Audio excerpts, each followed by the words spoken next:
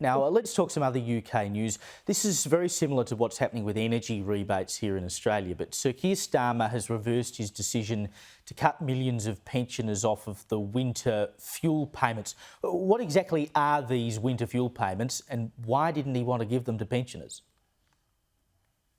So, Caleb, they're basically credits of up to £300 to pensioners to basically help them cope with the rising cost of electricity over here.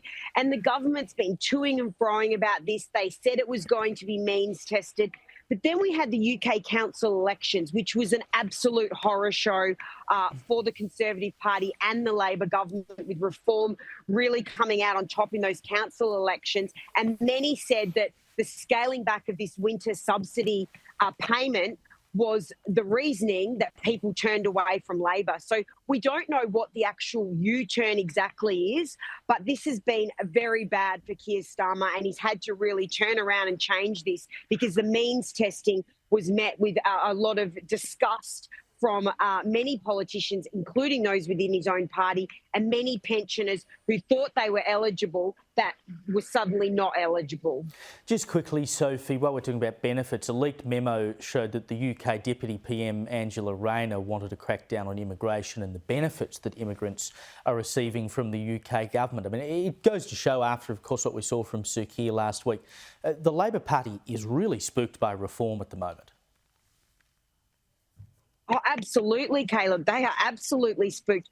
As I've said many times on Sky, Reform UK leader Nigel Farage has all the momentum, and migration is a hot issue. We do have new figures out today of net migration, which showed it has halved in the last year.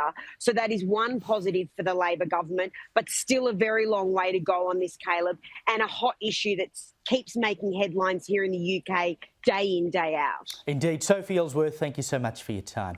Now, how Australian is this? A bloke finishing up in the WA Parliament yesterday gave his valedictory speech, and then he did this. He did a shoey. We've got the photo here for you, right?